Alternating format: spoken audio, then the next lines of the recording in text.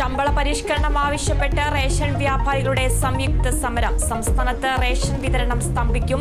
കേന്ദ്ര സംസ്ഥാന സർക്കാരുകൾക്ക് റേഷൻ മേഖലയോട് അവഗണനയെന്ന് വിമർശനം.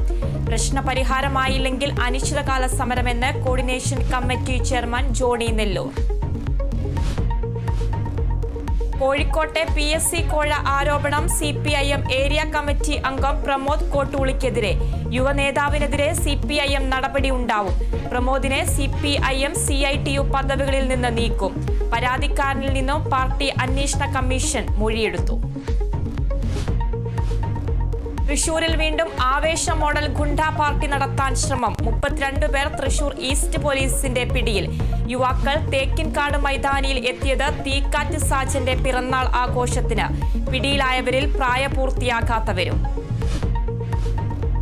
കോഴിക്കോട് പള്ളിത്താഴത്ത് മണ്ണിടിഞ്ഞു വീണ് വീട് തകർന്നത് അസ്ലാമു MP വീട്. കുടുംബാംഗങ്ങൾ രക്ഷപ്പെട്ടത് തലനാരിടയ്ക്ക്. നീറ്റ് പരീക്ഷാ ക്രമക്കേടിലെ വിവിധ ഹർജികൾ സുപ്രീം കോടതിയിൽ. നിർത്തിവെച്ച നീറ്റ് UG കൗൺസിലിംഗിലടക്കം തീരുമാനമായേക്കും. 38-ലധികം ഹർജികൾ പരിഗണിക്കുക ചീഫ് ജസ്റ്റിസ് അധ്യക്ഷനായ 3-അംഗ ബെഞ്ച്. പ്രതിപക്ഷ നേതാവ് രാഹുൽ ഗാന്ധി ഇന്ന് മണിപ്പൂരിലെത്തും. കലാപബാധിത മേഖലകൾ സന്ദർശിക്കും.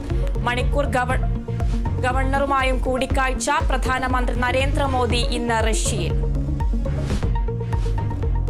സിംബാബ്വെക്കെതിരായ രണ്ടാം T20 ഇന്ത്യക്ക് വിജയം. സിംബാബ്വെയെ പരാജയപ്പെടുത്തിയത് 100 റൺസിന്. അഭിഷേക് ശർമ്മയ്ക്ക് സെഞ്ചുറി.